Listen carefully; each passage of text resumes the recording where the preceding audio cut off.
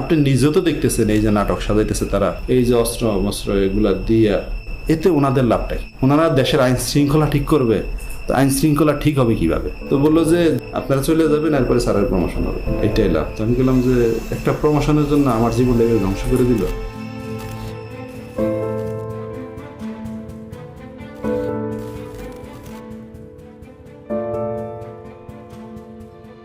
If you didn't have that commission, probably it will be just a storytelling. Nobody will believe, somebody will say yes, somebody will say no. Now they have concrete proof, and now they will go to the justice. 400 অভিযোগ পেয়েছি মাত্র 13 কার্য দিবসে। যারা গুমের শিকার victim এবং তাদের পরিবাররা প্রায় 1800-র উপরে আমাদের কাছে তাদের কমপ্লেন সাবমিট করেছে। সারা বাংলাদেশের বিভিন্ন পেশাজীবী, বিভিন্ন শ্রেণী পেশার, বিভিন্ন বয়সের, বিভিন্ন জায়গার, এবং তাদের মধ্যে অনেকেরই রাজনৈতিক পরিচয় আছে। কারো কারো ক্ষেত্রে হয়তো রাজনৈতিক পরিচয় ওইভাবে নেই, কিন্তু তাদেরকে জঙ্গি ট্যাগ লাগিয়ে দেওয়া হয়েছে। সব ধরনের মানুষ ছিলেন ভুক্তভোগী।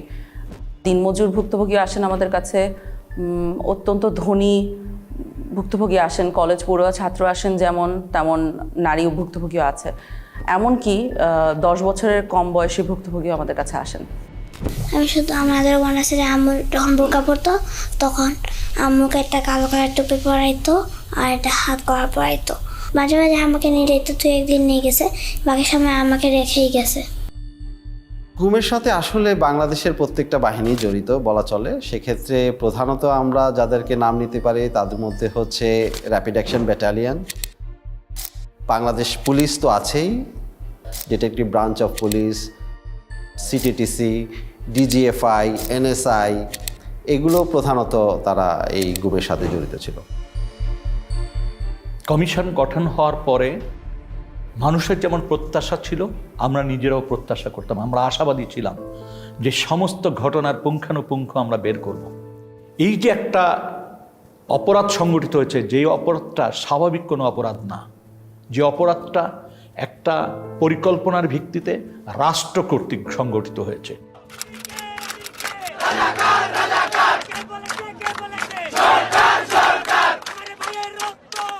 5ই আগস্ট পরবর্তী সময় সরকার তো পরিবর্তন হয়েছেই, কিন্তু এর মানে না যে বাহিনীগুলোতে যারা দোষী তারা পরিবর্তন হয়েছে নেসেসারিলি। স্পেশালি প্রথম দিকে সবই তো একই মানুষ ছিলেন, এবং ওনারা জানতেন এবং সঠিকভাবেই জানতেন যে আমরা যদি একজন বন্দীকে কোনো একটা স্পেসিফিক বন্দিশালায় লোকেটেড করে ফেলি, অর্থাৎ সে ওই জায়গায় ছিল এটা নিশ্চিতভাবে বলতে পারি, তাহলে তার বন্দিত্বের জন্য দায়ী কে তা ইমিডিয়েটলি বলা সম্ভব। কারণ ওই বন্দিশালার চাবিটা কার হাতে ছিল, কোন বাহিনীর কন্ট্রোলে ছিল, সেই বাহিনীর ঊর্ধ্বতন কর্মকর্তারা দোষী। এই ব্যাপারটা যেমন ওনারাও বুঝতে পেরেছেন, আমরাও বুঝতে পেরেছি। এই কারণে 5ই আগস্ট পরবর্তী অত্যন্ত দ্রুততার সাথে প্রচণ্ড লেভেলে এভিডেন্স ডিস্ট্রাকশন হয়। Destruction of evidence is itself a criminal offense. Just মনকে মন কাগজ পুরানো হয় সব জায়গায়। ডিজিএফআই বলেন, র্যাব ইন্টেলিজেন্স বলেন, এনএসআই বলেন, সব জায়গায় এভিডেন্স পুরানো হয়।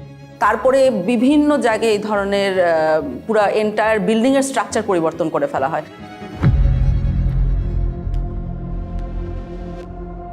ব্যারিস্টার আরমান জি জবানবন্দিটা দিয়েছিলেন, সেখানে আমরা দেখেছিলাম যে অন্য বন্দীদের সাথে, অর্থাৎ যেমন ব্রিগেডিয়ার আজমি বা মাইকেল চাকমা যারা ছিলেন ডিজিএফআইয়ের হাতে, তাদের জবানবন্দির সাথে খানিকটা পার্থক্য ছিল। তার মধ্যে দুটো খুব নোটিসেবল পার্থক্য আমাদের জন্য ছিল। সেটা হলো যে অন্যদের চোখ 24 ঘন্টা বন্ধ থাকছে না, হাত 24 ঘন্টা বাঁধা থাকতো না, ব্যারিস্টার আরমানের থাকতেন।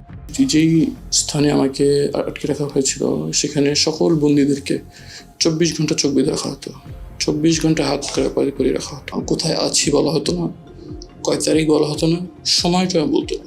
আমি বারবার তাদেরকে বলতাম যে নামাজ পড়ার জন্য সময় জানা দরকার, কীভাবে নামাজ পড়বো, তারা বলতে বলা যাবে না, আদেশ। তখন আমরা বুঝতে পারি যে উনি এবং ব্রিগেডিয়ার আজমি, মাইকেল চাকমা একই লোকেশনে ওনাদেরকে রাখা হয়নি, অন্য কোথাও ছিলেন উনি। তো সেল থেকে বের করে তখন আমি চোখ বাঁধা অবস্থা থাকলেও আমি ক্লিয়ারলি আমি বুঝতে পারি যে আমি বের হয়ে একটু কয়েক কদম সামনে যে একটা ছোট্ট সিঁড়ি ক্রস করে উঠতেছি, তারপরে লেফটে আবার যে আয়নাঘরে ওনাকে রাখা হয়েছিল সেখানে ঢোকার সময় উনি সিঁড়ি দিয়ে উঠেছেন এবং ঠিক তার পরপরই কয়েকটা সিঁড়ি নেমেছেন। এখন এটা শুনেই আসলে সাথে সাথে বুঝে যায় যে উনি কোথায় ছিলেন, কারণ গোটা বাংলাদেশে সিম্পলি একটা জায়গায় আছে, একটা বন্দিশালায় আছে যেটা এই পার্টিকুলার বর্ণনাকে ম্যাচ করবে। তো ওইখানে উনি এক পর্যায়ে বলেন যে ওনার পায়ের নিচে ছিল মসৃণ টাইলস, সাদার মতো, এবং ঠান্ডা ছিল।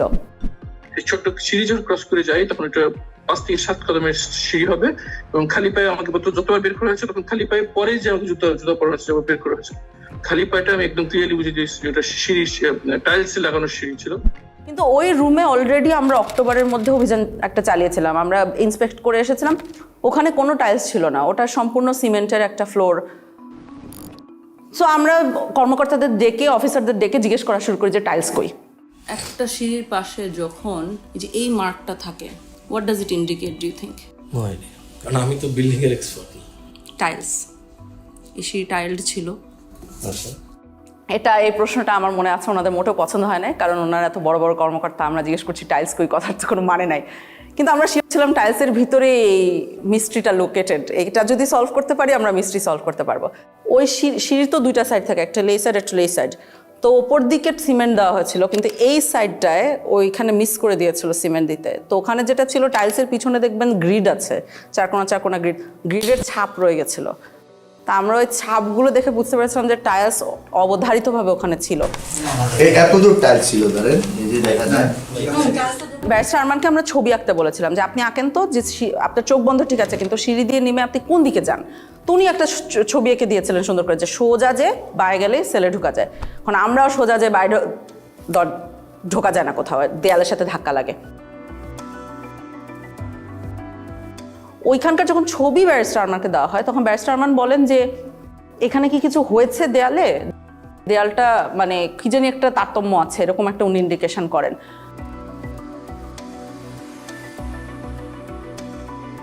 তখন আন্তর্জাতিক অপরাধ ট্রাইব্যুনাল আমাদের যে কলিগরা আছেন ওনাদের সাথে আমরা যোগাযোগ করে একটা ম্যাপ ওনাদেরকে এঁকে দেওয়া হয়। সেখানে বলা হয় যে এই দেয়ালটা মাপেন, আপনি ইন্টারনাল যে দৈর্ঘ্য এটা মাপেন, অ্যান্ড দেন বাইরে যে ওই একই দেয়ালের এক্সটার্নাল দৈর্ঘ্য মাপেন। যদি 7 ফিটের উপরে পার্থক্য পান তাহলে বুঝবেন যে এইখানে কোনো একটা সেল আছে যেটা দেয়াল দিয়ে ঢেকে দেওয়া হয়েছে। তো ওনারা মাপেন, মেপে আমার মনে আছে যে আমাকে খুব এক্সাইটেডলি ফোন দিয়ে বলেছে যে 10 ফিটের উপরে জায়গা আছে যেটা খুঁজে পাওয়া যাচ্ছে না। আমি এখানে দুটো দরজা ছিল, এই দরজা দিয়ে আমরা ঢুকতে আগ্রহী, যেটা আমরা চাই না সেটা হলো লিন্টেল, যে মাঝখানে যেগুলো কিছুতে আধা থাকবে। তো ওই যে জায়গাগুলোতে একটু তারতম্য দেখা যাচ্ছিল দেয়ালে, সেই জায়গাগুলোতে ছোট ছোট ফুটা করা হয় এরকম হাতুড়ি দিয়ে পিটিয়ে। তো ওই ফুটার ভিতরে মাথা গলিয়ে দেখা যায় যে ঠিক ব্যারিস্টার আরমান যে বর্ণনাটা দিয়েছেন যে সেল, টাইলস, বাথরুম সব অক্ষত অবস্থায় আছে, ওরা জাস্ট নতুন দেয়াল বানিয়ে দিয়েছিল ওখানে। হ্যাঁ, আমরা ব্যারিস্টার আরমানের রুম পেয়ে গেছি। এখন টাইলস কতটুকু আছে, টাইলসগুলো কিন্তু যে করে হোক বাঁচাতে হবে, ঠিক আছে? উনি টাইলস চিনেন, যাতে কোনো টাইলস না হয়ে যায়। ওই যে অ্যাকচুয়ালি ওরা এখান থেকে বের করে নেয় জিনিস, ওরা টাইলসগুলো এখান থেকে উঠে ভিতরের স্টোর। 8 বছর এখানেই যাবে। I couldn't stay all night from this. They used to blindfold us and handcuff us. In the night, they used to handcuff us at the back. They wouldn't tell us where I was. They wouldn't tell us even time for prayers. Literally, it felt like I was buried alive. এরকম হতো যে 24 ঘন্টা চোখ বেঁধে হাত দিয়ে বসে রাখতো, উচ্চ দিতেন না দিতেন। হুমাম কাদের আমাকে বলেছিলেন যে ওনার সেলের একটা অংশে উনি খোদাই করে এসেছিলেন ওনার নামের ইনিশিয়ালসগুলা। মেডিকেল সেলের ভিতরে ঢুকলে আপনি যদি ঘুরে যান, দরজা ফেস করেন, বাম পাশের কর্নার মাঝামাঝি জায়গাটার মধ্যে একদম কোনায় একটা ডেট লেখা আছে, আর আমার ইনিশিয়ালস লেখা আছে, HQC লেখা আছে এবং ডেট লেখা আছে যেদিন আমাকে গুম করা হয়। তো আমি যখন ওখানে যাই এবং ওখানে খুঁজি ও যে রুমটা আমরা সন্দেহ করে ওনাকে রাখা হয়েছে, তো শিওর হবো কিভাবে যে ওই রুমে ওনাকে রাখা হয়েছে, কারণ ওই রুমটা রং টং করে ফেলা হয়েছিল অগাস্ট 5-এর পরে। তো একটা সাইড দেখে সন্দেহ হয়, তখন ওনাকে যে ওই সাইডটা দেখায় ভিডিও কলে যে এটা কি চেনা লাগছে কিনা, তখন উনি বলেন যে হ্যাঁ ওই ইনিশিয়ালটা খোদাই করে রেখেছে। তো আপনি যখন খোদাই করে রাখেন তার উপরে রং করে দিলেও খোদাইটা রয়ে যায়।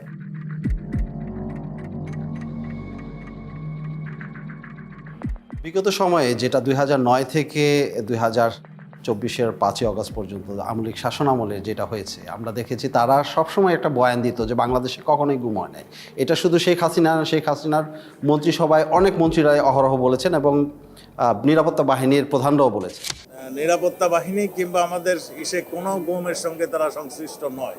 3 ধরনের লোকই গা ঢাকা দেয়, এরা হয়তো কয়েকদিন পরে আবার আত্মপ্রকাশ করে, আবার যারা নাকি ফ্যামিলিগতভাবে মানে কোনো অসুবিধায় পড়ে তারা গা ঢাকা দেয়। যেখানেই গুম হচ্ছে সেখানেই আমরা কিছুদিন পরেই তাকে পাচ্ছি, হয়তো সে নানা কারণে আত্মগোপন করে থাকে, সেইগুলোকে গুম বলে চালিয়ে যায়। গুম বলে কিছু নাই, এরা সবাই লুকিয়ে যাচ্ছে, পালিয়ে যাচ্ছে, বউয়ের সাথে ঝগড়া করে দ্বিতীয় বিয়ে করেছে, ইত্যাদি ইত্যাদি, এই ধরনের বিভিন্ন ধরনের গল্প তারা বলেছে। গুম হওয়ার পরে যখন গুমের শিকার ব্যক্তির পরিবারের সদস্যরা থানায় যেতেন জিডি করার জন্য, যে তার স্বজনকে খুঁজে পাচ্ছে না বা হারিয়ে গেছে বা তুলে নিয়ে গেছে, এইটার ক্ষেত্রে যখন জুডি করতে যেতেন কোনো বাহিনীর কথা উল্লেখ করতেন, থানা থেকে তাদেরকে বিতাড়িত করা হতো। আমার জিডি, আমার আপু আম্মু, আমার স্ত্রী সবাই থেকে জিডি ওই এবং ওই বাড়িওয়ালারা তারা প্রথম থানাতে গেছিল, থানাতে জিডি নেয়নি। যদি কখনো মিসিং ডায়েরি নিত, সেক্ষেত্রে পুলিশ নিজেরা লিখে দিত যে সে বাড়ি থেকে বেরিয়েছে, এরপরে আর ফেরত আসে নাই। আর কখনো যদি কোনো বাহিনীর কথা উল্লেখ করত, সে জিডি কখনো নিত না। এমনও হয়েছে যে বাহিনীর নাম উল্লেখও করে নাই, কিন্তু তারপরও জিডি নেয়নি, থানা থেকে তাদেরকে তাড়িয়ে দেওয়া হয়েছে। আমরা 250টা কেস ফিল্টার করেছিলাম আমাদের 1800-র মধ্যে থেকে, যে 250টা কেসের 3টে বৈশিষ্ট্য ছিল। 250টার কেসে আমরা সমসাময়িক প্রমাণ পাচ্ছি। কি প্রমাণ? যে তাকে যখন গুম করা হচ্ছে তখন তার হয় একটা মিডিয়া রিপোর্ট আছে, সমসাময়িক মিডিয়া রিপোর্ট আছে। তার যে নিখোঁজ হয়ে যাওয়া বা তাকে যে তুলে নিয়ে যাওয়া হয়েছিল, সেইটার জন্য একটা থানায় জিডি করা হয়েছে। কোনো কোনো ক্ষেত্রে তাদের পরিবারের মামলা করেছে। এবং এই লোকটা জীবিত আছে, অর্থাৎ সে আমাকে তার অন্তর্বর্তীকালীন পিরিয়ডে সে কোথায় ছিল এর বর্ণনা দিতে পারছে, যেটা আমরা কোনো না কোনো আয়নাঘরের সাথে ম্যাচ করতে পারছি। ওই এক সাইডে দিয়ে গ্রিলের দরজা ছিল, টয়লেটটা ছিল এই কর্নারে, হ্যাঁ, যেদিকে কলমের মাথাটা রাখছিলেন, জি জি, এটার সামনে দিয়ে এমনি ওই যে অল্প একটু উঁচু দেয়াল ছিল। এটা কি শুধু সামনে ছিল না সাইডেও ছিল? না, শুধু সামনে ছিল, এক পাশ ছিল। দরজা ছিল ওই আপনার শিক লোহার। শুধু একটা দরজা না দুইটা দরজা? একটাই দরজা, একটা দরজা মানে দুইটা তালা দিত একটা দরজা। সিঁড়ি বয়ে আমাকে ওঠানো হয়, সিঁড়ি বয়ে ওঠানো হওয়ার পরে একটা সাদা ফ্লোরে আমার মানে সমান একটা ফ্লোরে রাখতে দেওয়া হয়, বুঝতে পারি টাইস খোপেরই মানে কাপড়েরই দরজা ছিল। ওই খোপটা বেশি উঁচু ছিল না, আমার এতটুকু হবে প্রায় এতটুকু। আচ্ছা, আমি আপনাকে একটা ভিডিও দেখাই, দেখি চিনতে পারেন কিনা। জি জি, খোপে খোপ। এটা হচ্ছে সেই সবুজ কাপড়ের, হ্যাঁ সবুজ কাপড়, আমি তো বললাম আপনাকে মেকশিফট যে ফ্রেমটা। জি হ্যাঁ হ্যাঁ, ভেতরে একজন দাঁড়ায় আছে। হ্যাঁ আমি তো বললাম এই পর্যন্ত, আমি তো আগেই বললাম। আর ভেতরে শুয়ে থাকা যাবে। এবং তাকে যখন প্রডিউস করা হচ্ছে তখন তার বিরুদ্ধে একটা মামলা দিয়ে প্রডিউস করা হচ্ছে, অর্থাৎ কোনো একটা নিরাপত্তা বাহিনী মেনে নিচ্ছে যে তাদের হেফাজতে এই লোকটা আছে। প্রত্যেককেই কিন্তু একাধিক মামলায় দেওয়া হয়েছিল এবং অলমোস্ট সবার বিরুদ্ধেই জঙ্গি বিরোধী যে তকমাটা লাগানো হয়েছিল এবং সন্ত্রাস দমন আইনে মামলা দেওয়া হয়েছিল। এতে যেটা হচ্ছে যে এই কেসগুলো হয়ে গেছে সেসব কেস যেখানে দুই সাইডে প্রমাণ আছে। সে যখন নাই হয়ে যাচ্ছে সেটার সমসাময়িক প্রমাণ আছে, সে যখন রিঅ্যাপিয়ার করছে সমসাময়িক প্রমাণ আছে, এবং তার মধ্যবর্তী যে জায়গাটাতে ছিল সেটার বর্ণনা কোথাও ম্যাচ করা যাচ্ছে। অনেক ক্ষেত্রে দেখাচ্ছে একজন বন্দী আরেকজন বন্দীকে দেখছে বা তার গলার স্বর শুনতে পারছে বা তার পরিচয় জানতে পারছে গুম অবস্থায়, তখন তার একজন একজনের সাক্ষী হয়ে যাচ্ছে। এই দিক থেকে মানে দ্বিতীয় বা তৃতীয় নাম্বার ছেলে একটা ছেলে ছিল, ও হচ্ছে যে একটু যতটুকু মনে হলো মানসিক সমস্যা ছিল, প্রচুর কান্নাকাটি করতো আর চুলটা পাল্টা বকাঝকা করতো। 16 বছরের ছেলে, অনেক কান্নাকাটি করতো। তারপরে আমরা তাকে খুঁজে বের করেছি, পরবর্তীতে একটা সাইকেলের দোকানে সে কাজ করছিল এবং মানসিক ভারসাম্য লুজ করেছে। মনে রাখবেন ওই ছেলেটাকে আমরা কেন খুঁজে পেয়েছিলাম, কাজ তার চারপাশের বন্দিরা, 2 বছরের বন্দিরা আমাদেরকে এসে বারবার করে বলতো ওখানে একটা ছেলে অনেক কাঁদতো, আমাদের কেস সলভ করার আগে ওই ছেলেটাকে খুঁজে বের করেন, আমাদেরকে জানান ওই ছেলেটার কি হয়েছে, বেঁচে আছে কিনা। বেশ কয়েকজনকে পাই যারা সবাই রেকগনাইজ করতে পারছে যে ছেলেটা আছে কিন্তু জানি না কোথায় আছে, জানি না কোথায় আছে, এইভাবে করে চলতে থাকে আনটিল একজন বলে। ওই ছেলেটাকে পরবর্তীতে আমি জেলে দেখছিলাম, তোর আবার হচ্ছে যে এরকম হাতে সবগুলো হাতে মোটামুটি ছিল আপনার কেটে ফেললে বা নখ উঠাই ফেললে টাইপ এরকম থাকে না, ওই টাইপের মানে একদম ফাটা ফাটা সবগুলো ছিল আর কি। তখন কাশিমপুর জেলের কোথায় দেখেছে, কাশিমপুর জেলে পাগলা সেলে দেখেছে, তখন আমরা পাগলা সেলের রেজিস্ট্রি বার করি। সমস্যা হয়েছে যে ওই সময় পাগলা সেলের রেজিস্ট্রি তো অনেকের নাম ছিল আর এই ছেলের নাম আমাদের জানা ছিল না, তো আমাদের কিছুই লাভ হয় নাই। তো আরও একজন লোক এসেছিল একবার একদম শেষে, যার সাথে কথা হয়েছে, আমি জানি না তাকে কেন বলেছিলাম, ওনার আসলে জানার কথা ছিল না, উনি একই বাহিনীর হাতে ছিল না, উনি আরেকটা বাহিনীর হাত থেকে উনি কাশিমপুরে গিয়েছিলেন। তখন সে বলে আমি তাকে আরেকবার দেখেছি গত বছর। তখন আমরা বলি যে আপনি কি আবার খুঁজে বের করতে পারবেন কিনা দোকানটা, ভদ্রলোক খুবই ভালো, উনি আসলেই খুঁজে বের করে তখন ওই ছেলে এবং ছেলের বাবাকে নিয়ে আসেন। থানা থেকে খবর আসলো, তখন ওখানে যে ওকে কেমন দেখেছেন? আমরা দুইটা এই ফায়ের নোক আর হাতের নোক ছিল না ওই সময়, দূরে থেকে দেখছি তো ছিলই না। একবার হরান জিয়েছিলাম, পড়াই করতে না বলতে পারি না। ওকে কি মানসিকভাবে সুস্থ মনে হচ্ছিল? না, মানসিকভাবে সুস্থ আসছিল না। ওইখানে আমরা যে ডগ দেখছিলাম, মানে কথা আমি একটা জিজ্ঞেস আরেকটা উত্তর দিছিল। আমি যে জিজ্ঞেস খাওয়া দাওয়া করছো, কয় তুমি কোন সময় আইছো? এখন ছেলেটাকে যদি আপনি জিজ্ঞেস করেন যে তুমি কেমন ছিলে ওখানে, হ্যাঁ, ও কিন্তু দেখবেন ওর ওয়ে অফ কোপিং, এইটা আমাদের কাছে লক্ষণীয়। যে কিছু মানুষ কোপ করছে আল্লাহকে স্মরণ করে, কিছু মানুষ পরিবারকে স্মরণ করে, ওর ওয়ে অফ কোপিং ছিল ভুলে যাওয়া। ও বলেছে আমার কিছু হয় নাই। বলে কি বললে? সাহস বলে কি ম্যাডাম? কারণ তুমি 4 বছর অনেক কষ্ট সহ্য করেছো। জি, অনেক কষ্ট ব্যথা পাইতাম ম্যাডাম।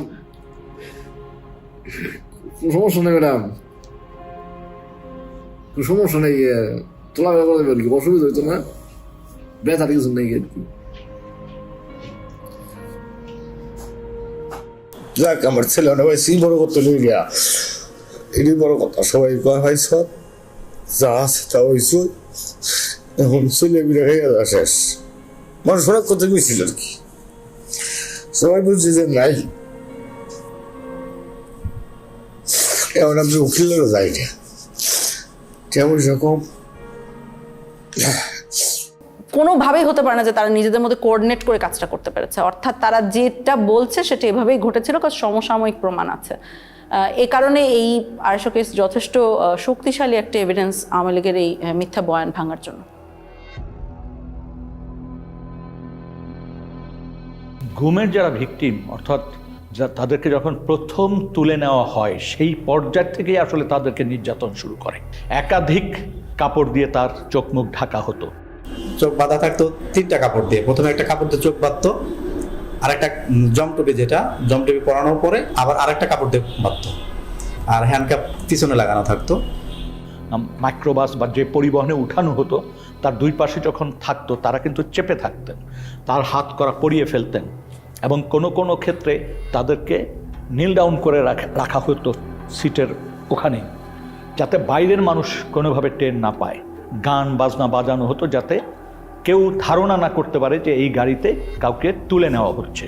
তারপর তাকে যখন নির্দিষ্ট স্থানে নিয়ে গোপন সেলে যখন তাকে বন্দি করবে, তাকে নামানো হতো যখন, কোনো কোনো ক্ষেত্রে তাকে 2 পাশ থেকে উঁচা করে রাখতো, যাতে কোনোভাবে অনুধাবন না করতে পারে যে সে কয়টা স্টেপ দিয়ে উপরে উঠছে। প্রত্যেকটা গোপনশালায় আসলে অত্যন্ত ভয়ানক। এবং আপনি যদি দেখেন যে গোপন বন্দিশালার সাইজগুলো, দৈর্ঘ্য প্রস্থ, এখানে মানুষকে রাখাটাই হচ্ছে টর্চারের শামিল। এইখানে যারা আসে এখানে আসে এখান থেকে লোক নিয়ে যায়। প্রথম যদি ট্রান্সপোর্ট করে যে ঢাকা থেকে লোক নিয়ে অন্য কোথাও পাঠাবে, এখান থেকে 4 জন 2 জন এখান থেকে নিয়ে, আমি এরকম একবার 3 জন লোক নিয়ে এসে ট্রান্সপোর্ট করছি কর্মচারী। একবার গেট দিয়ে ডুবে সাথে হাতের বাম পাশে, না হাতের ডান পাশে হাতে, আমি যদি একদিকে ডুবে হাতের ডান পাশে। সাইজ কি সেলগুলোর? স্যার টয়লেট টাইপ স্যার, বুঝিয়ে বলুন। টয়লেট স্যার, মানে একটা টয়লেটের দৈর্ঘ্য প্রস্থ 3 ফিট বাই 8 ফিট স্যার, এরকম লম্বা, লোহার গেট লাগানো স্যার, সাইকেল লাগানো। Look at how tiny this room is, and it's still divided into 7 different cells. Look, I'll just come into this one to show you how small it is. I'm about 5 feet 4 inches tall, and I can stand up straight in this particular one, but I cannot extend my arms all the way out. But if you go just next door to this one over here, take a look. I cannot stand up straight. I cannot extend my arms. And imagine that people spent weeks, months, or even years in these cells. পাশে কোনো স্থানে তাকে নেওয়া হতো যেখানে জিজ্ঞাসাবাদ করার জন্য নানান ধরনের যন্ত্রপাতি ব্যবহার করা হতো। দেখা গেছে 8-10টা সেল আছে, তার সাথে একটা জিজ্ঞাসাবাদের ব্যবস্থা বা একটা রুম আছে। সেই রুমে যখন তাকে নেওয়া হতো, 2-1টি বাক্য বিনিময় করার পরই তাকে মারধর শুরু করে দিত। আর যখন মারতো, বেশি মারবে, তখন এই হাত পিছনে দিয়ে রাখতো, আর আমার এই কনুইগুলো 2 হাঁটু এগুলাতে খুব জোরে জোরে মারতো। এই মোটা পুলিশের হাতে যে মোটা লাঠিগুলো থাকে, এগুলো দিয়ে, এবং এক পর্যায়ে আমাকে বলল যে তোর হাড় থেকে মাংস আলাদা করে ফেলবো। কোনো কোনো বন্দিশালার ভিতরেই টয়লেট, যেখানে তাদেরকে ঘুমাতে হতো রাতে, সেই জায়গায় তারা ঘুমাতে পারতো না। তার কারণ হচ্ছে কমোড থাকতো, ওই কমোডের উপরেই তাদের পা রেখে ঘুমাতে হতো। আমাকে ওখান থেকে টর্চার করে দুইজনে কাঁধে করে ধরে একটা সংকীর্ণ একটা বাথরুমে বললে চলে, আমি 5 ফুট 8 ইঞ্চি পা লম্বা করলে আমার হাঁটু পর্যন্ত বাথরুমের ভিতরে চলে যায়, মানে এত সংকীর্ণ জায়গা। কিছু সেল ছিল এত ন্যারো, সেখানে বন্দি শুতেও পারতো না, জাস্ট পা গুটিয়ে কোনো মতে ওখানে থাকতো। যেন সাইজ ছিল 3.5 ফিট বাই 4 ফিট এরকম সাইজের। নিয়ে যাওয়ার পরে যেখানে আমাকে নিয়ে গেল সেটা হলো একটা ছোট একটা সেল। ছোট সেল বলতে 3.5 ফিট পাশে, আর লম্বা হলো আপনার 4 ফিটের থেকে একটু বড়। অর্থাৎ আমি সেজদা দিলে মাথায় লেগে যেত, আবার রুকু দিতে গেলে পিছনের সাইড লেগে যেত গ্রিলের সাথে, এরকম একটা অবস্থা ছিল। যারা বন্দি ছিল ওই বন্দিশালায় থাকাটাই হচ্ছে দুঃসহ মানসিক যন্ত্রণার একটা বিষয়। আমাকে ওই রকম একটা ফ্লোরের সাথে এরকম করে হাত দিয়ে এরকম করে আস্তে আস্তে বাড়ি দিতে হতো। বাড়ি দিয়ে একটু শব্দ হলেই তারা লাঠির ইশারায় বাথরুমে নিয়ে যেত। বাথরুমের জন্য তারা মারতে দেরি হতো, অনেকে 8 মিনিট সময় দিত আমাকে। 8 মিনিটের বেশি হতো আমাকে বিলম্ব দিত, মারতো, আবার লাঠির ইশারা দিত, অনেক বকাবকি করতো। এক ধরনের যন্ত্র ব্যবহার করতে হতো, যে হাতে শিকল দিয়ে ওই যন্ত্রের সাথে আংটা পরিয়ে দিয়ে মেশিন চালু করলে তাকে আস্তে আস্তে ছাদের দিকে ঝুলিয়ে ফেলা হতো। এই ঝুলন্ত অবস্থায় ঘন্টার পর ঘন্টা রাখার ঘটনা আমরা শুনেছি, এমনকি মানে 24 ঘন্টার কথাও আমরা অনেক ক্ষেত্রে পেয়েছি। আমাকে ওই ফ্যান লটকায় এরকম একটি এর মধ্যে গামছা দিয়ে এরকম প্রায় 15 দিনের মতো ঝুলিয়ে রাখছে। শুধু আমি টয়লেট এবং নামাজ এই দুইটা আর খাবার সময় আমাকে ছাড়া রাখতো, আর এইরকমভাবে সবসময় ঝুলিয়ে রাখছে। কোনো কোনো বন্দিকে হ্যান্ডকাপ পরিয়ে জানালার গ্রিলের সাথে বেঁধে রাখা হতো সার্বক্ষণিক, এবং সে শুতেও পারতো না, ওইভাবে কোনো মতো বসে থাকতো। এই যে এর জানালার মধ্যে একটা হাতে এই পাশে ঝুলাই রাখছে আর একটা হাতে এই পাশে। এই 5 দিনের মধ্যে 3 দিন এইভাবে আমাকে লকআপের সঙ্গে ঝুলাই রাখা হয়। শুধু একটাই দোষ ছিল আমার, আমি বলছি আমি নিকাব খুলবো না, আমি পর্দা করি। যেখানে হ্যান্ডকাপ পরা হয়েছে সেখানে কেটে গেছে, রক্ত পড়েছে, তারপরও কিন্তু তাকে নামানো হয়নি, বরং ওখানে পিটানো হতো এবং নানান কথা জিজ্ঞাসাবাদ করা হতো। এই ওনাদের নাম জিজ্ঞাসা করতে হচ্ছে, এর মধ্যে আমাকে কি করলো, পানি ঢাললো, মুখে গামছা দিয়ে পানি ঢাললো, কোথায় আছে বল, কোথায় আছে বল, কোথায়, মানে আমাকে মানে একটা সেকেন্ডের সময় দিতে আসে। আমি বলতেছি মুখের মধ্যে ভিজা কাপড় দিয়া প্রায় 2-3 মিনিটের মতো পানি ঢালতো, আর ওই সময় দেখা যায় আমি প্রায় সময় অজ্ঞান হয়ে যেতাম, আর মুখ দিয়া খুব লোট টোট ইত্যাদি এগুলো বের হইতো, তারপরও তারা হাসাহাসি করতো। কোনো কোনো ক্ষেত্রে তাকে চেয়ারে বসানো হতো। চেয়ার আবার 2 ধরনের ছিল। এক ধরনের চেয়ার ছিল যেটা কাঠের ফ্রেম, মানে কাঠের চেয়ার, সেখানে ইলেকট্রিক শক দেওয়ার ব্যবস্থা থাকতো। তো চেয়ারে বসিয়ে ইলেকট্রিক শক দেওয়ার যন্ত্র সাথে সংযোগ স্থাপন করে দিত শরীরে, কখনো কানে, কখনো নখে, কখনো পায়ে, এইভাবে দেওয়া হতো। আমার কানের লতার মধ্যে লাগাইছিল, ওই যে কি ওইটা ওই যে কি ইলেকট্রিক ওটা বলতে পারবো না, কিন্তু মনে হলো যে ঠাডা পড়ে মাথা মধ্যে, সুইচ দেওয়ার লাগলে মনে ঠাডা বললো। অনেক ক্ষেত্রে জিজ্ঞাসাবাদের সময় বালতিতে পানি রেখে প্রস্রাব করতে বলা হতো। কারেন্টে শর্ট দিয়েছে, একটা বালতি দিছে, বালতির মধ্যে পানি ছিল, পেশাব করতে দিচ্ছে, অনেক পানি খাওয়ানোর পরে পেশাব করতে দিচ্ছে। পেশাব করার সময় কারেন্টে শর্ট লাগে, পানির মধ্যে যখন পেশাব করে তখন কারেন্টে শর্ট লাগে। বেশ কিছু টর্চার ইনস্ট্রুমেন্ট যেগুলো ধ্বংস করে ফেলা হয়েছে, তার মধ্যে একটা আমরা শুনেছি ছিল যে একটা বালতির মতো, ওটার ভিতরে পা রেখে দিলে আস্তে আস্তে পানি গরম হতো, তখন যথেষ্ট ব্যথা লাগতো। একটা ইনস্ট্রুমেন্ট ছিল যেটা আপনাকে যদি বেঁধে দেওয়া হয় তাহলে ওটা ঘড়ির কাঁটার মতো ঘোরাতে পারতো, 360 ডিগ্রিজ ঘুরতো। র্যাবের কাছে ঘোরে যে চেয়ারগুলো, এগুলো পেয়েছি। স্বাভাবিক একটা চেয়ারে বসানোর পরে আমাকে ওই হুইল চেয়ারের মতো যেমন পা রাখা যায় ওরকম পাদানি আছে, পাদানের উপরে পা রাখার পরে পা থেকে মাথা পর্যন্ত অনেকগুলো বেল লাগায়। তো পা এইগুলো যখন করছে তখন আমাকে কিছুক্ষণ ঘোরানো হয়েছে। একটা পেয়েছি আমরা কিন্তু ময়লার আবর্জনার ভিতরে, মানে ওটাকে ফেলে দেওয়ার জন্যই রাখা হয়েছিল, আমরা যে ওইখানে খুঁজে খুঁজে বের করে এনেছি। কোনো কোনো ক্ষেত্রে নখকে বিচ্ছিন্ন করে ফেলা হতো। কোনো কোনো ক্ষেত্রে সুই ঢুকানো হতো, এবং কারো কারো ক্ষেত্রে সম্পূর্ণ উলঙ্গ করে ঝুলিয়ে রাখা হতো। মাথা নিচে দিক, পা উপর দিক দিয়ে ঝুলে, আর আমার শরীরে কোনো পোশাক রাখে নাই তখন, একেবারে উইদাউট ড্রেস। তারপরে এলো কথাই আমাকে দুইজনে একসঙ্গে পিড়াতে থাকে। দুই হাতে বাঁধতো, বাঁধার পরে এমনি বসায়া এই যে এই জায়গাটা লাঠি ঢুকাইতো, লাঠি বড় একটা লাঠি ঢুকাইতো, লাঠি ঢুকায় লাঠিটা এমনি দইরা এই যে দুইটা চেয়ার নিত, এই দুইটা চেয়ারের উপরে ঝুলাইতো, আমাদেরকে পিড়াইতো। তারা গান গাইতো, এক এক সময় মমতাজের গান গাইতো যে বুকটা ফাইটা যায়, এই কথার গান, আবার দিল তো পাগল হে, এই গান কইতো আর পিড়াইতো। এবং আমি একটি ক্ষেত্রে জানতে পেরেছি যে তাকে উলঙ্গ করে একজন নারীর সামনে উপস্থাপন করা হয়েছে। খুবই দুর্ভাগ্যজনক যে একটা মানুষকে কতটুক অপদস্থ, অপমান করতে, ঘৃণাকর পরিস্থিতিতে ফেলতে এই ধরনের ব্যবস্থা আমাদের রাষ্ট্রীয় বাহিনীগুলি, সংস্থাগুলি করেছে। আমাকে উলঙ্গ করে আমার লজ্জাস্থানে ইট বাইদা প্রায় 1 থেকে 1.5 ঘন্টা আমাকে এরকম একটা অবস্থায় রাখছে। তো যতই কষ্ট হয় মানে তারা খুব হাসাহাসি করে। যেমন একটা বন্দির ক্ষেত্রে আমরা জানতে পেরেছি যে ওই বন্দিটার গায়ের ওড়না টেনে নিয়ে গেছে কোনো একজন সিকিউরিটি ফোর্সের সদস্য, এবং তাকে বলা হচ্ছে তুই তো একসময় খুব পর্দা করতিস, হ্যাঁ ইসলামিস্ট, তোকে দেখ এখন কেমন লাগে। এইভাবে তুচ্ছ-তাচ্ছিল্য করা হয়েছে। বন্দির মাসিকের সময় যা প্যাড দেওয়ার কথা, ওইটা প্যাড দিয়ে ওটা নিয়ে খুব হাসাহাসি করতো। ওইটা খুবই তার জন্য একটা লজ্জাজনক বিষয় হয়েছিল যে সবার সম্মুখে অনেক হাসাহাসি করছে। এই বিষয়টা খুবই পীড়াদায়ক। মানে আমার পিরিয়ডের ডেট ছিল অনেক লেটে, এই পরিমাণ টর্চার করার আমি এত পরিমাণ মানে অসুস্থ হয়ে যায়, সাথে সাথে আমার পিরিয়ড হয়ে যায়। তারপর ওনাদেরকে বলি যে আমার তো প্যাড লাগবে, পরে এটা নিয়ে অনেক হাসাহাসি করে ওরা। মাসের পর মাস, 2 দিন 4 দিন গ্যাপ দিয়ে কাউকে কাউকে প্রতিনিয়ত এই ধরনের জিজ্ঞাসাবাদের মধ্য দিয়ে যেতে হয়েছে, মাসের পর মাস, বছরের পর বছর।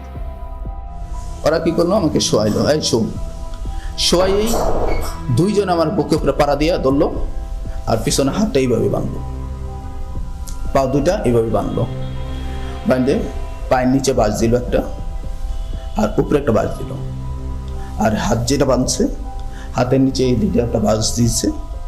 আমি তো ফ্লোরের মধ্যে শোয়া, এই পাশের উপরে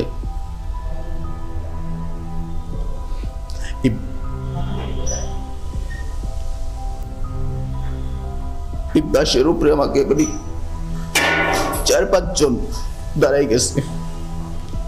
তখন আমার মানে ভিতর থেকে মানে আমি আর কোনো কিছু বলতে পারতেছি না, শুধু একটাই প্রশ্ন করতেছে, তোর বাড়িতে কে কে থাকে, তোর বাড়িতে কে কে থাকে। এবং আমরা দেখি এই জিনিসগুলো মানুষের ভিতরে অনেক বড় ভয় রেখে দেয় অনেক দিনের জন্য।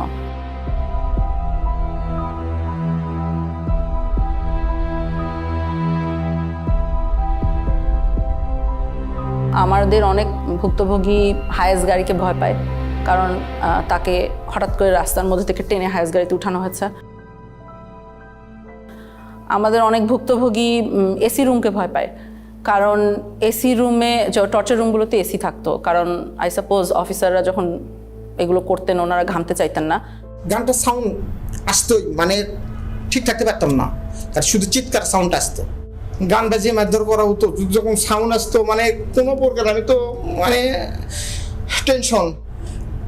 আমি গানটা আমি কয়েকবার দেখার চেষ্টা করছি, ঠিক মতো আমি দেখতে পারিনি। চিকিয়া কালিয়ারে ওই গানটা আপনি দেখতে পারেন নাই? জি, গানটা আমি কয়েকবার দেখার চেষ্টা করছি, ওইভাবে আমি দেখতে পারিনি।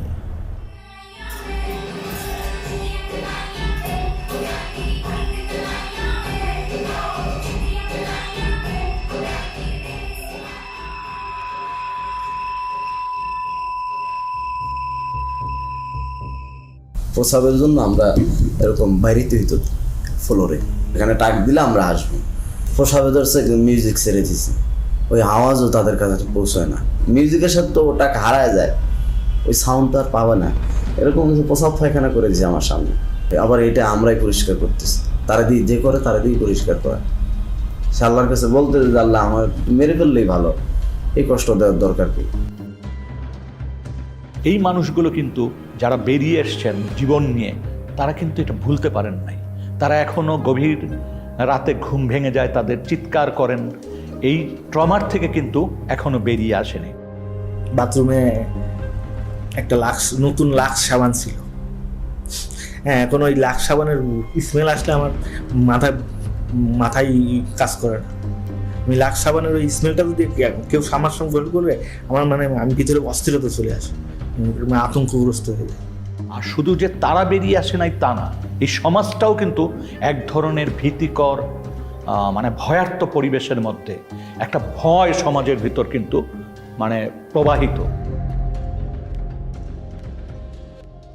আওয়ামী লীগের শাসন আমলে আমরা যেটা দেখেছি মূলত হচ্ছে বিরোধী রাজনৈতিক দলকে দমন করার জন্য এই গুমকে একটা হাতিয়ার হিসেবে ব্যবহার করা হয়েছে, এবং সেক্ষেত্রে তাদের প্রধান টার্গেট ছিল বিএনপি, জামাতে ইসলামী এবং ইসলামী ছাত্র শিবিরের নেতাকর্মীরা। সরকারের বিরুদ্ধে যখন জনমত তৈরি হয়ে যেত, সরকারের বিরুদ্ধে যখন মানুষ প্রশ্ন করা শুরু করত, যখন সংঘবদ্ধ আন্দোলনের চেষ্টা হতো, বিরোধী দল বিরোধী মত যখন সংগঠিতভাবে ঐক্যবদ্ধভাবে কোনো বিষয়কে প্রোটেস্ট করতে চাইতো, তখনই এই নির্যাতনের মাত্রা বেড়ে যেত, মানুষের ঠিয়ানার সংখ্যা বেড়ে যেত। এবং আমরা যেটা দেখেছি যে প্রত্যেকটা জাতীয় নির্বাচনের আগে গুমের সংখ্যা অস্বাভাবিকভাবে বেড়ে যেত। এটা আমরা দেখেছি 2014 নির্বাচনের আগে, অর্থাৎ 2013 পিরিয়ডে, এবং 2018 সময় 2017-18, এবং 2024 নির্বাচনের ঠিক আগে 2023 শেষের দিকে এবং 24 শুরুর দিকে। In her second term as Prime Minister, security forces were locking up opposition figures without trial. Among them, a popular official with the Bangladesh Nationalist Party, Sajidul Islam Suhon. In December 2013, eyewitnesses say he and 5 friends were taken by authorities and never seen again. কেন নিল? কি দোষ আমার ছেলের? আমার ছেলে নাই, আমি কি করবো পয়সা থেকে? এটা আমরা সন্ত্রাস বিরোধী ট্রাইব্যুনালেও দেখতাম যে অস্বাভাবিকভাবে মামলার সংখ্যাটা বেড়ে যাচ্ছে, এবং সেখানে মূল আসামি হিসেবে যাদেরকে দেখা হতো তারা হচ্ছে তৎকালীন বিরোধী রাজনৈতিক দলের নেতাকর্মী। মিডিয়াকে আইনশৃঙ্খলা রক্ষাকারী বাহিনী, র্যাব, ডিজিএফআই, বিভিন্ন গোয়েন্দা সংস্থা তাদের মতো করে ব্যবহার করেছে। তারা যেই ধরনের গল্প বানিয়ে দিবে সেই গল্পটাই যাতে প্রচার করা হয়, এবং মিডিয়া সেটা প্রচার করত নির্দ্বিধায়, কোনো জায়গায় কিন্তু তারা প্রশ্ন করত না, একদম হুবহু একই বয়ান, বাহিনী যে বয়ানটা দিত সেই গল্পই তারা ছেপে দিত।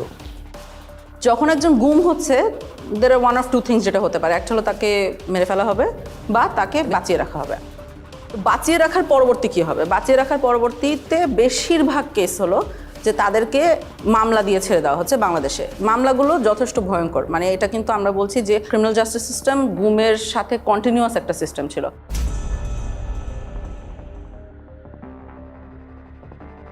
ছাড়ার জিনিসটাকে সেটাকে লিগেলাইজ করার জন্য, অর্থাৎ তাকে একটা বেআইনি কাস্টডি থেকে একটা আইনি কাস্টডিতে নেওয়ার জন্য একটা মামলা মোকদ্দমা দরকার। সেই কাজটা করতে গিয়ে অনেক মিথ্যা মামলা মোকদ্দমা তাদেরকে জড়িত করে দেওয়া হতো। প্রত্যেকের ক্ষেত্রে একাধিক মামলা দেওয়া হয়েছে, তার মধ্যে একটা মামলা প্রত্যেকের ক্ষেত্রে কমন, সেটা হচ্ছে সন্ত্রাস বিরোধী আইনে মামলা দেওয়া এবং জঙ্গি তকমা দিয়ে দেওয়া, এবং প্রত্যেকটা ভিকটিমের ক্ষেত্রে তাদেরকে দেখা হচ্ছে তাদের কোনো রাজনৈতিক পরিচয় আছে কিনা। তো বলছে তারেক রহমানের অ্যাকাউন্ট ডিটেল বলেন, কোন কোন জায়গায় তার টাকা থাকে। আমি বলছি ভাই আমি জানি না, I don't know, I simply don't know. তো বলছে ম্যাডাম জিয়ার টাকা কোথায় দিয়েছেন, কোথায় রাখে। আমি বলছি আমি জানি না। তখন আবার দিল, আমার 2টা নিক্যাপ তারা দিল, তারপর ফেলে রাখলো। ইভেন সম্পৃক্ততা না থাকলেও যদি দাড়ি টুপি পরে মসজিদে যায়, মাদ্রাসায় যায়, বা এগুলো সম্পৃক্ততার কারণে কিন্তু এই মামলাগুলো দেওয়া হয়েছে।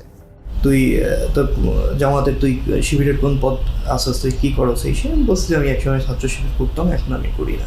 কেন? আমি মুখে তখন আমার মুখে একটু বড় দাড়ি ছিল, মুখে বড় দাড়ি করি, টাকার উপর এখানে প্যান্ট করি, এই নানান কোয়েশ্চেন। আমার ভাই কেন জামাত ইসলাম করতো, এই টাইপের রিলেটেড কোয়েশ্চেন। ফাঁকে ফাঁকে উনি খুবই বাজে বৃষ্টিভাবে কথায় কথায় গালি দিতেছিল, জঙ্গি, রাজাকারের বাচ্চা, এই রাজাকারের বাচ্চা বেশি বলতেছিল।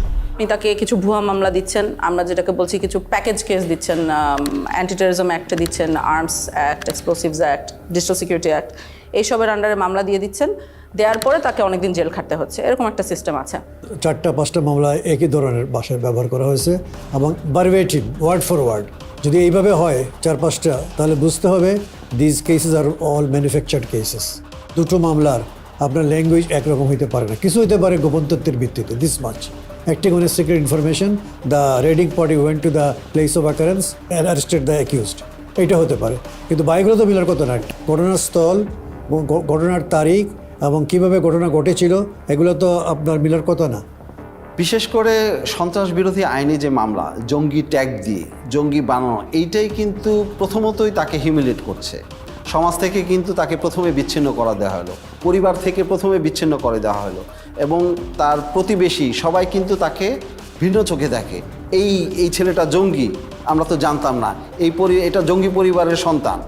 তাদের মধ্যে একটা ফোবিয়া ছড়াই গেছিলো যে এই আপার সাথে হয়তো যোগাযোগ করলে আমরাও অ্যারেস্ট হতে পারি, আর এই মেয়েটার সাথে যোগাযোগ হলে আমরাও অ্যারেস্ট হতে পারি। এটার জন্য আমরাও নিজেদেরকে গুটাই নিয়েছিলাম যে কি দরকার যদি কারো ক্ষতি হয়। বাংলাদেশে জঙ্গি নাই এই কথাটা বলা যাবে না, জঙ্গি ছিল, জঙ্গি এখনও আছে। কিন্তু প্রশ্নটা হচ্ছে যেইভাবে এটাকে ফুলিয়ে ফাঁপিয়ে দেখা হচ্ছে, যেটা প্রোটেক্ট করা হচ্ছে, এইটার খুবই একটা ক্ষুদ্র অংশ হয়তো বাংলাদেশে জঙ্গি আছে। তৎকালীন যে সরকার ক্ষমতায় পাকাপোক্তভাবে টিকে থাকার জন্য এই ওয়ার অন টেররের যেই ন্যারেটিভ, এইটাকে জিয়ে রাখার জন্য এটা তারা চালিয়েছে। Killed by the BNP Jamaat, you know that BNP Jamaat is a terrorist party. They always go for terrorism and nepotism and corruption. I have to prove credibility, right? To whom? To whom? A terrorist party? A terrorist organization? No. এই মামলাগুলো তো বছরকে বছর চলছে, এবং এই মামলার হাজিরা দিতে দিতে তাদের যে অর্থনৈতিকভাবে পঙ্গু হয়ে যাচ্ছে প্রত্যেকটা ফ্যামিলি। এবং আমরা একটা জরিপ করেছি যে মিনিমাম খরচ হয়েছে 7 লাখ টাকার মতো, তাদের হাজিরা থেকে শুরু করে এই মামলা পরিচালনার সব খরচ। অনেক ফ্যামিলি তাদের জমি জমা, তারপরে হচ্ছে বাড়িঘর পর্যন্ত বিক্রি করে দিয়েছে এই মামলা থেকে পরিত্রাণ পাওয়ার জন্য, কিন্তু মামলাগুলো ঝুলছে। প্রায় 3 লাখ টাকার মতো খরচ হয়েছে জামিনের পিছনে, আসা যাওয়ায়, গাড়ি ভাড়া, এটা হচ্ছে নিট একটা কস্ট। তারপর তো অন্যান্য জায়গায় এখানে টাকা খাওয়াইছে, ওইখানে টাকা খাওয়াইছে, বাড়িতে পুলিশ গিয়েছে কয়দিন পর পর, ডিবি থেকে লোক গিয়েছে, ওরা গিয়ে বসে থাকছে, তো বিভিন্ন ধরনের কথাবার্তা বলছে, ওদেরকে টাকা দেওয়া লাগছে, টাকা পয়সা না নিয়ে কেউ কখনো আসে নাই, থানায় টাকা দেওয়া লাগছে, বিভিন্ন সময় বিভিন্ন জায়গা থেকে সংস্থার লোক গেছে, ওরা টাকা খাইছে, অনেক টাকা পয়সা খরচ হয়েছে 16 সালেও। এখানে একটা দুঃখজনক বিষয় হচ্ছে যে অনেক ক্ষেত্রে দেখা যায় মামলাগুলো ভুয়া প্রমাণিত হওয়ার পরে তাকে বেকসুর খালাস করে দিয়েছে, কিন্তু তাকে যে এই যে 4 বছর বা 5 বছর যে সে কারাগারে বন্দী ছিল, এটা তাকে কে ফিরিয়ে দেবে?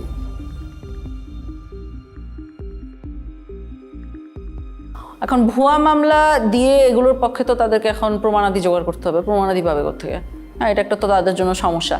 তো ওখানে একটা বেশ well developed systematic torture regime ছিল আসলে। এই টর্চার করে কনফেশন আদায় করা হতো, স্বীকারোক্তি আদায় করা হতো। আমাকে লাস্ট এটাই চাইতেছে আব্দুল মুমিন আমি স্বীকার করতাম, মানে আপনার পরিচয় বদলানো। হ্যাঁ, পরিচয় বদলাম। তো আমি আব্দুল মুমিন স্বীকার করে নিছি। করে নেওয়ার পরে এই যে এখন বাসজলা দিয়ে লাস্টে বলতেছে তোর নাম আব্দুল মুমিন, আর তোর বাপ যদি জিজ্ঞাসা করে, কথা জিজ্ঞেস করে বলবি যে আমি বাবার সাথে রাগ করে তাবলিগে চলে গেছিলাম, তাবলিগের কিছু জিনিসপত্র আছে এই ব্যাগের মধ্যে, এই ব্যাগটা নিয়ে তুই চলে যাবি, ওরা ছেড়ে দিয়ে আসো। যেহেতু সব ম্যাজিস্ট্রেট এক না, কিছু কিছু ভালো ম্যাজিস্ট্রেটও আছে, তাই কিছু ম্যাজিস্ট্রেট আবার থাকতো খারাপ, এবং সবাই জানতো তারা মানে কারা, যারা এগুলো মেনে নেবে, এই ধরনের ফোর্সড স্বীকারোক্তি বা গুম হওয়া সত্ত্বেও জিনিসটাকে কগনিসেন্সে না নেওয়া। তো ওই সব মানুষদের সামনেই যাওয়া হতো, ওদের সামনেই এদেরকে প্রডিউস করা হতো, তারা ফোর্স স্বীকারোক্তি মেনে নিত। না, আমি বলছি না, আমি 160 আমার মাইরে ফেলাইতো, আমি 160 করতে 160 করতে দিলে আমার ফাঁসি হয়ে যাবে, আমি তো এগুলো কোনো কিছুর সাথেই নাই। আপনারা যা বলতেছেন আমি এগুলো কিছুই জানি না, সব সাজায় আপনারা দিচ্ছেন। তখন আমারও ওই আয়ু বলতেছে, ওই প্রথম দিন আমাকে যখন, এটা আপনাকে কি বলবো, মানে প্রথম দিন আমাকে যখন ওয়াটার বোর্ডিং দিয়েছে, তখন আমার মানে আমি প্রসব করে দিয়েছিলাম আর কি। তো ওই জিনিসটা ও আবার আমাকে রিমাইন্ড করে দিচ্ছে যে তোরে যে মনে নাই, তোরে যে তুই যে প্রসব করে দিয়েছিস রিসিলি মেয়েদের লগে, আজকে কিন্তু আবার সেইভাবে মাইর দেব। টানায় পিড়ামো কিন্তু তুই যা বলি সেইভাবে কর। করে নিয়ে আসছে, করে নিয়ে আইসা বলতেছে, এমন একজন জাজের কাছে নিয়ে আসছে, আইসা বলতেছে ও 164 দিতে চায় না, অনেক চেষ্টা করছি দিতে চায় না। পরে বলে যে আবার সেই কোর্টের যে জাজ বলতেছে ও এখনো দাঁড়ায় আছে কিভাবে, তুই এটারে কেমন 164 দেয় না, এটা তো দাঁড়ায় আছে সুস্থ আছে, 164 দেওয়ার জন্য কিছু মশলাপাতি খরচ করতে হবে না। A GUM or enforced disappearance is a violation of human rights. So the judges as a whole should be sensitized about the human rights, about the various human rights instruments and the violation of those human rights. Magistrate সাহেব উনি ডাক দিয়ে বললেন যে আপনাদের আসামি তো করতেছে না, কি বলে বালকরূপ স্বীকারোক্তি দিচ্ছে না।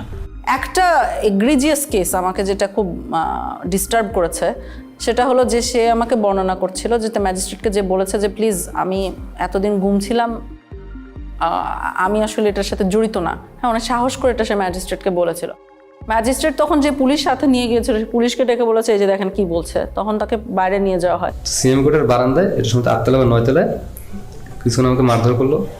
আমার এখানে সময় দাগ আছে মনে হয়, এটা ওরা আমাকে মাথাটা ধরে স্যার ওই গ্রিলের মধ্যে এটাতে বাড়ি মারতে ধরছে, তখন আমার হাতে হ্যান্ডকাপ ছিল, তাই আমি মাথাটা বাঁচানোর জন্য আমি এটা যখন আনছি তখন আমার এখানে পড়ছে, তাই আমি নিচে ফেলে পাড়াইলো, কিছুক্ষণ মারলো, অনেক চিৎকার চেঁচামেচি করতেছিলাম, কারণ আমি হচ্ছে কেউ তো আসলো।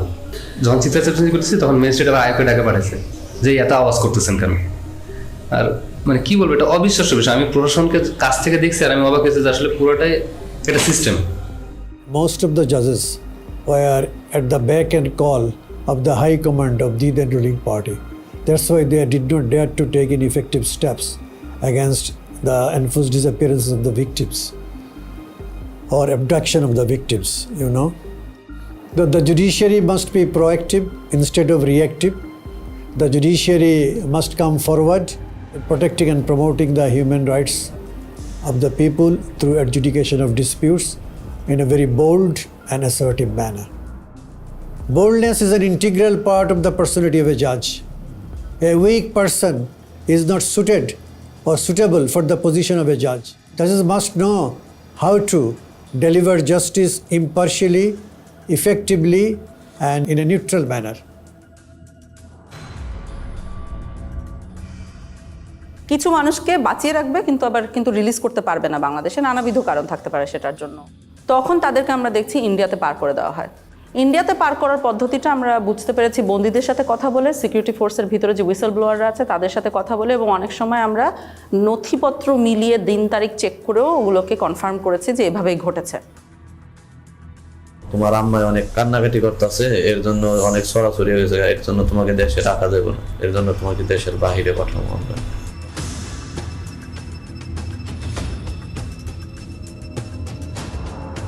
একটা নদী পার করাইলো, ওই নদী পার করানোর পরে তারপরে কাঁটাতারের একটা বেড়া আছে, ওই বেড়া দিয়ে আমাকে পার করিয়ে তারা নিয়ে গেল।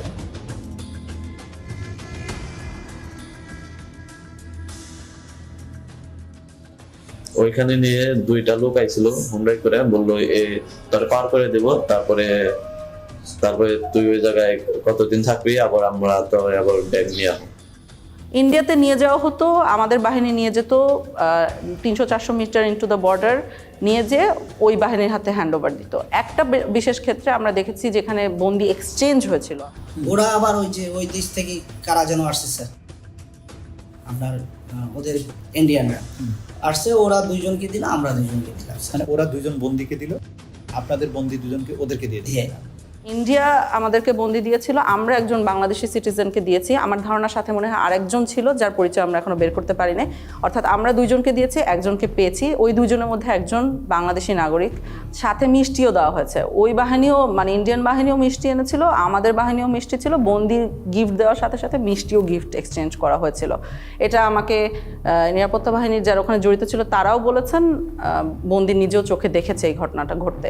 ইন্ডিয়াতে নেয়ার পরবর্তী কি হতো বন্দিদের আমরা সবসময় জানি না, অর্থাৎ কাদের কথা জানি না, আমরা জানি না ওখানে কাউকে মেরে ফেলা হতো কিনা, কারণ যারা মারা গেছেন তাদের খবর আমাদের পক্ষে বের করা এখনো পসিবল হয়নি।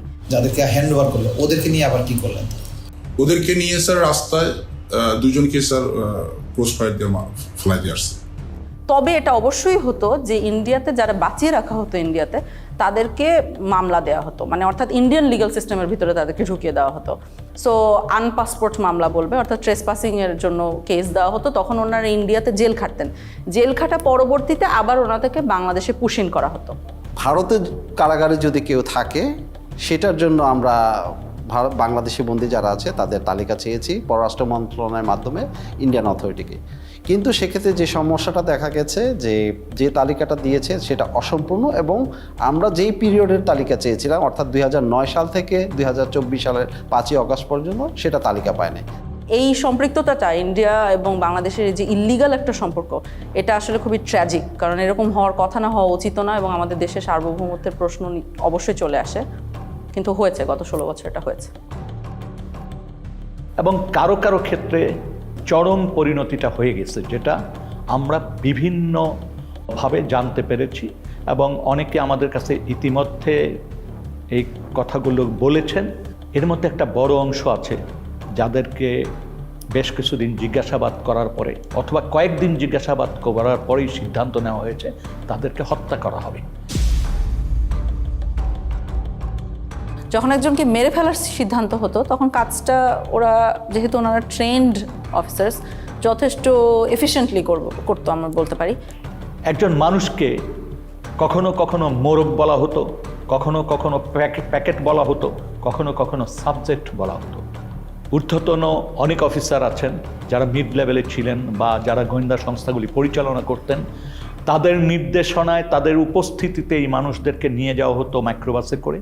টঙ্গীর থেকে রওনা দেওয়ার পর যতগুলি ব্রিজ আছে প্রায় প্রতিটি ব্রিজের গোড়াতেই নিয়ে নতুন যারা অফিসার সংযুক্ত হতেন র্যাবে বা র্যাব ইন্টেলে, তাদেরকে বলা হতো দুজন একজন মোরগ নামাও বা প্যাকেট নামাও, গুলি করো।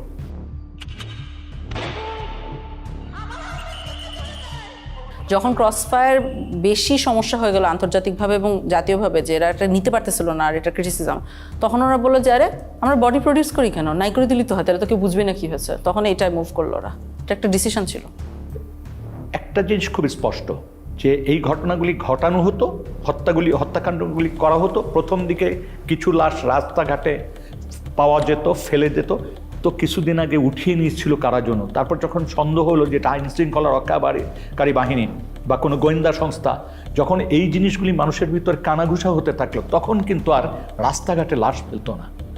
একটা বেশ কমন মেথড ছিল যেটা গোটা দেশে ব্যবহার করা হতো, সেটা হলো নৌকায় নিয়ে যে গুলি করে মেরে ফেলা।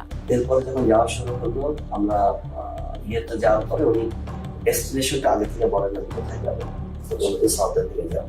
তো যাওয়ার পরে তারপরে বললো যে স্লো ডাউন, যখন স্লো ডাউন বললে তখনই বুঝি যে এখন প্রক্রিয়া শুরু হবে। যখন কলের ভিতর দিকে তাকে তুলে নিয়ে আসে, সিমেন্টের বস্তা কিন্তু বাইরে থাকে স্যার, কলের মুখটা খুলে একজন করে তুলতেছে স্যার, সিমেন্টের বস্তা দিয়ে সে বেঁধে ফেলতেছে, পাথর হচ্ছে হাঁটু বরাবর হচ্ছে, বেঁধে পায়ের কাছে সিমেন্টের বস্তাটা তাকে একদম কর্নারে রাখছে। সেকেন্ড ম্যান স্যার পিলোটা দেয় স্যার, পিলোটা দিয়ে ডেস্ক সব। তাদের পছন্দের জায়গাটা হলো মাথা স্যার, মানে মাথার এখানে বা এই পাশে বালিশ থেকে তারপরে একদম 6 রাউন্ড ফায়ার করে। 2 রাউন্ডটা ফায়ারের প্রয়োজনটা কখনো যদি কখনো তার মনে হয়েছে কারো হাত কেঁপে গেছে, তখন উনি বলতে সেনাবাহিনীর একটা ক্যাম্প আছে ওই ব্রিজের গোড়ায়, সেখানে সুন্দরবন থেকে একটা ট্রলার নিয়ে আসা হয়েছিল, দস্যুদের কাছ থেকে উদ্ধার করার ট্রলার, যেটা জেনারেল জিয়াউল হাসানের টিম এটা এনেছিল। এবং পরবর্তীতে আমরা জেনেছি যে জিয়াউল হাসানের প্রত্যক্ষ তত্ত্বাবধানে অনেক মানুষকে ওখানে নিয়ে যাওয়া হতো রাতের গভীর রাত্রে। এই জায়গাটা এবং বন্দিরা থাকতো বুঝছেন এখানে এই ডেকের উপরে, কোনো কোনো সময় তো ডেকের ভিতরে থাকে, অ্যান্ড দেন অফিসাররা কারণ ডেকের ভিতরে না থাকলে দেখা গেলো মাঝে দেখে ফেলবে, এরকম হয়। ওরা সবই এখানে বা কেউ এখানে থাকতো, অ্যান্ড দেন এখানে এনে শুট করে এখান থেকে ফেলে দিবেন।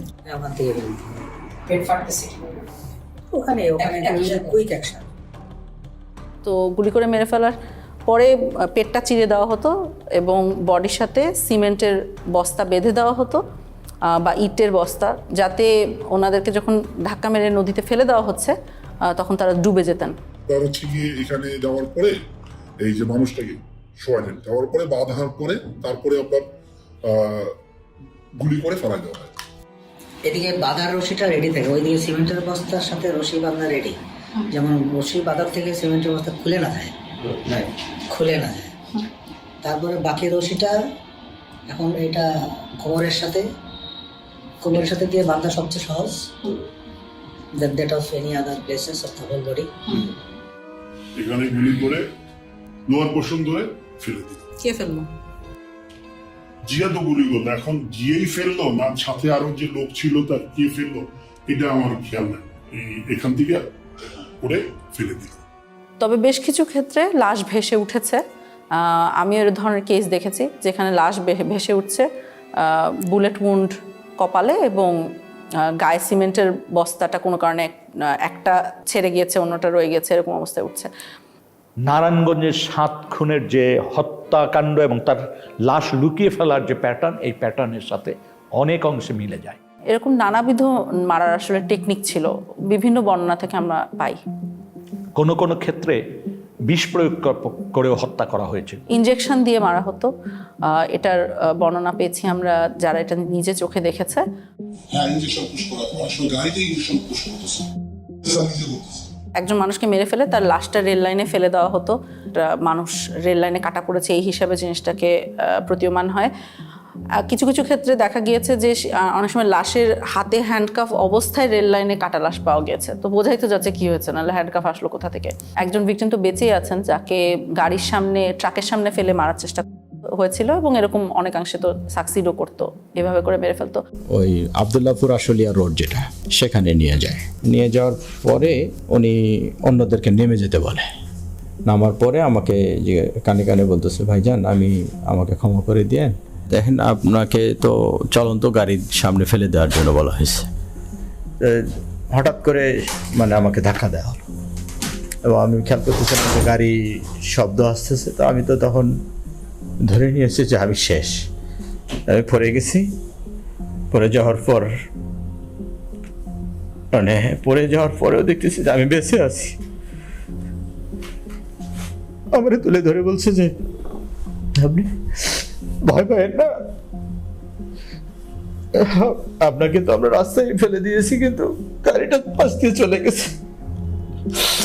তাহলে আমি টের পাইছিলাম যে গাড়িটা যখন জোরে খুব রানিং এ আসতেছে, আবার যখন ফেলে দিবে ব্রেক শক্ত করে ধরে পাশ দিয়ে টা করে শব্দ হয়, যেটা ঠিক সেই শব্দটাই আমার কানে আসছে।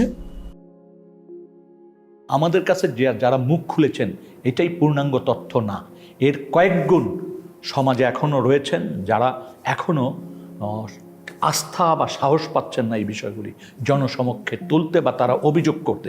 তারা মনে করে যে এমনিই তো আমরা মামলা মোকদ্দমার ভিতর দিয়ে আছি, তারপর আবার এইটা করতে যে আবার কোন ফ্যাসাদে পড়বো, আবার আমার কোন ভোগান্তি হবে। ওই ওপেনলি ওইভাবে সাক্ষাৎকার দিব না, কারণ ওটা এভিডেন্স থেকে যাবে। আমার আজ হোক কাল হোক আমার তো আসলে পরেরটাও চিন্তা করা লাগবে, ফ্যামিলি আছে। এমনি তো অত্যাচারের শিকার হয়েছি, গুম ছিলাম, মিথ্যা মামলা নিয়ে জেলে ছিলাম, এখনো স্টিল নাও হাজিরা দিচ্ছি। ওই 16 সালে গুম হওয়ার কনসিকুয়েন্স এখনো বিয়ার করতেছি। আমার ফ্যামিলি স্টিল নাও সাফারার, আমার ক্যারিয়ার ধ্বংস, সবকিছু হয়ে গেছে। তার মানে এখনো কিন্তু আমরা এমন একটা পরিবেশ নিশ্চিত করতে পারিনি যে পরিবেশে মানুষ ভয়হীনভাবে এসে রাষ্ট্রের কাছে বা রাষ্ট্রের সংস্থাগুলির কাছে এসে বলতে পারে যে আমার জীবনে এই ঘটনাগুলি ঘটেছে।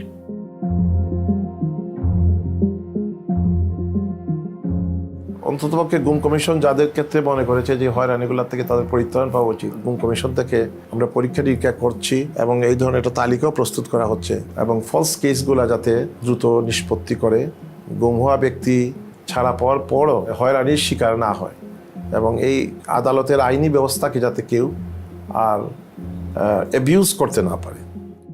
যাদের বিরুদ্ধে এই মামলাগুলো দিয়ে দেওয়া হয়েছে, সন্ত্রাস দমন আইন বা অন্য যে আইনি মামলা হয়েছে, এই প্রত্যেকটা মামলা যাতে দ্রুত নিষ্পত্তি করা যায়, সেটা যাতে এক্সপিডাইট করে, সেটার জন্য সুনির্দিষ্টভাবে সরকারকে বলেছি। দ্বিতীয়ত হচ্ছে যে সন্ত্রাস দমন আইনটাকে সংশোধন করার কথা বলেছি। 3 নম্বর জিনিসটা হচ্ছে যে এটার সাথে সম্পৃক্ত যেটা যে বাংলাদেশে জঙ্গিকে মোকাবেলার জন্য, জঙ্গি ইস্যুটাকে ডিল করার জন্য আমাদের এখানে সুনির্দিষ্টভাবে কিছু স্ট্র্যাটেজি ঠিক করতে হবে। এর পাশাপাশি যেটা হচ্ছে যে রিহ্যাবিলিটেশনের যে বিষয়টা আছে সন্ত্রাসদের মোকাবেলার ক্ষেত্রে, এই বিষয়টা মনে হয় কার্যকর হতে পারে, সেটাকে আমরা ফোকাস করেছি। গুম হওয়া এবং কেউ মারা যাওয়ার মধ্যে একটা বিস্তর ফারাক আছে। সেটা হলো কেউ যখন মারা যায় তখন তার সম্পত্তি ভাগ হয়ে যায়, একটা ডেথ সার্টিফিকেট আসে, সম্পত্তি ভাগ হয়ে যায়, একটা ক্লোজার আসে। কিন্তু কেউ যখন গুম হয়, যেহেতু সে মারা গিয়েছে এই কথাটা বলতে পারা যায় না, কারণ আমরা আসলে জানি না সে মারা গেছে কিনা, তখন কিন্তু কোনো ডেথ সার্টিফিকেট ইস্যু করা যায় না। ডেথ সার্টিফিকেট ইস্যু না করার সাইড ইফেক্ট আপনি দেখেন, ধরেন ভদ্রলোকের ব্যাংক অ্যাকাউন্টে টাকা আছে বা তার সম্পত্তি আছে, কিছু ভাগ হওয়া সম্ভব না। সো পরিবারগুলো অলমোস্ট রাতারাতি পথে বসে যায়, দেখতে পারে যে ব্যাংক অ্যাকাউন্টে টাকা আছে, দেখতে পারে যে তার সম্পত্তি আছে, কিন্তু সে কিছু ব্যবহার করতে পারে না। সেই জন্য আমরা বর্তমান প্রচলিত আইনের বাহিরে আমরা মনে করি যে এমন একটা আইন করা দরকার যে আইনে কিছু ওভাররাইডিং ক্লজ থাকবে, যে দেশের প্রচলিত আইনের বাহিরে গিয়েও তাদেরকে যাতে একটা আইনগত সুযোগ দেওয়া যায়। যখন একজন মারা যান তখন তার বউ বিধবা হয়ে যান, এটার একটা প্রসেস আছে। কিন্তু যখন একজন গুম হন তখন তার বউ, উনি কি বিধবা না সধবা? কারণ আমরা উত্তরটা জানি না। ভদ্রলোক বেঁচে আছে কি মারা গেছে এটা আমরা বুঝতে পারছি না। এই যে বিশাল সমস্যাগুলো পরিবারগুলোর মধ্যে মানে সৃষ্টি হয়, সেগুলোর কোনো সমাধান তারা পায় না। এবং গত 16 বছর ধরে হাজারে হাজারে পরিবার বাংলাদেশে এই সমস্যাটা ফেস করে আসছে।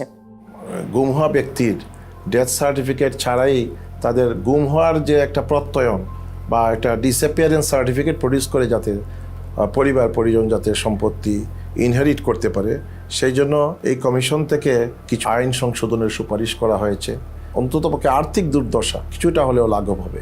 তবে এটা সত্য কথা যে গুম হওয়া ব্যক্তির অনুপস্থিতি বা গুম হওয়া ব্যক্তিকে উদ্ধার করে না দিতে পারলে অপূরণীয় ক্ষতি সেটা কোনো আইন দিয়ে বা তার সম্পত্তি দিয়ে বা সম্পত্তির অংশ দিয়ে সেটা পূরণ হওয়ার নয়।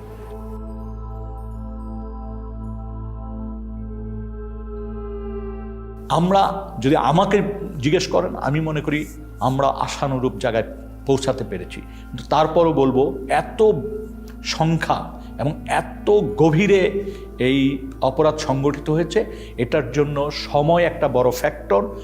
সেই বাহিনীর সদস্যরা যারা এই অপরাধের সাথে যুক্ত ছিল, তারা কিন্তু তাদের একটা বড় অংশ কিন্তু এখনও এই কাঠামোগুলিতে অবস্থান করছেন।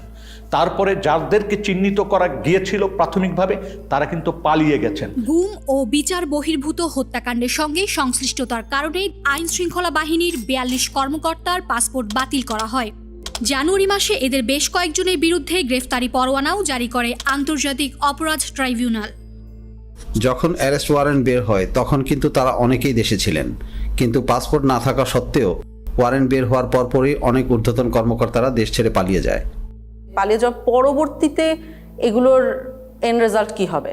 তো ধরেন আপনি বাংলাদেশ থেকে পালাচ্ছেন, মোস্ট লাইকলি আপনাকে ইন্ডিয়া যেতে হবে, কারণ ল্যান্ড বর্ডার আমাদের এসেনশিয়ালি ইন্ডিয়ার সাথে, মায়ানমারে যুদ্ধ হচ্ছে, সো ওনারা এদিকেই যাবেন। কারণ আপনি যদি দেশের একজন গোয়েন্দা বাহিনীর প্রধান হয়ে থাকেন কয়েকজন মিলে, আপনি ইন্ডিয়াতে গেলেন, ইন্ডিয়া কি করবে ফার্স্টে? ইন্ডিয়া যেটা করবে হলো আপনাকে বসে আপনাকে ইন্টারোগেট করবে। এখন আপনি চিন্তা করেন যে বাংলাদেশের সকল সেন্সিটিভ তথ্য যাদের ভিতরে আছে তাদেরকে আমরা এসেনশিয়ালি ওনাদের হাতে তুলে দিচ্ছি, বা ওনারা ওনাদের হাতে নিজেরা সোপর্দ হচ্ছেন। এই যে এত বছর যারা গুম খুনের সাথে জড়িত ছিলেন, তারা তো আমরা যেটা বলছি অনেকেই বাহিনীগুলোতে আছে। ওনারা কি চাইবেন? ওনারা চাইবেন ভবিষ্যতে ওনাদের এই অপরাধগুলো যাতে রিভিলড না হয়। এখন আমরা তাদের অপরাধের কথা জানি আর না জানি, আমরা ধরে নিতে পারি এখন যে আমাদের শত্রুপক্ষের গোয়েন্দা বাহিনীগুলো ডেফিনেটলি জানে। তাহলে ভবিষ্যতে তাকে ব্ল্যাকমেল করতে কি লাগবে? শুধু বলতে হবে, তুমি যদি না করো এই কাজটা, তাহলে কিন্তু আমি তোমার পূর্ববর্তী গুম খুনের কথা আমি কিন্তু তোমার বউকে বলে দিব, খুব বেশি যেতে হবে, বা সোশ্যাল মিডিয়ায় ফাঁস করে দিব। তখন কি হবে? আপনি নিরাপত্তা বাহিনীগুলোর ভিতরে স্তরে স্তরে মানুষ রাখছেন যারা ব্ল্যাকমেলের ক্ষেত্রে ভালনারেবল। আপনি যদি জিনিসগুলোকে সামনে নিয়ে আসেন, যে জিনিসটা আপনি লুকিয়ে রাখছেন না, সেটা দিয়ে কিন্তু আপনাকে ব্ল্যাকমেল করা যায় না। তো আপনি জিনিসগুলো সামনে নিয়ে আসেন, আপনি গুম কমিশনের সাথে কথা বলে ফেলেন, তাহলে এই সমস্যাগুলো কিন্তু চলে যায়। এই অপশনটা না নেওয়াটা আমার কাছে বোকামি মনে হচ্ছে এবং দেশ বিরোধী একটা কাজ মনে হচ্ছে।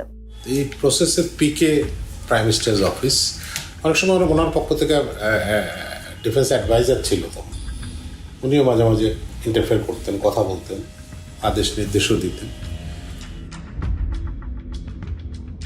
So out of the way I went to PM and requested হার যে সালাউদ্দিন কাদের চৌধুরীর ফাঁসি হয়ে গেছে, তার ছেলেটাকে এটা করা হয়েছে, এটা খুব এটা দেখা উচিত আমাদের ফ্যামিলিটা খুব broken and his relatives have requested. আমি নিজে প্রিয়ামকে বলেছি, আমার সাথে মানে আমি 2বার ওনাকে বলেছি, এটা আমার নিশ্চিত মনে আছে। এবং her response was ছেড়ে দিব না, ছেড়ে দিব না, মানে আমি দেখি কি করা যায়। অ্যাডভাইজারকে তুমি বলছো, আমি বলছি। এবং ওনার কি ক্ষমতা ছিল তখন ওটাকে সমাধান করার? অর্থাৎ ধরেন উনি চাইলে কেউ বের করে দিতে পারতো? পিএম চাইলে হবে না, মানে এটা উনি যা চাইবে তাই হবে।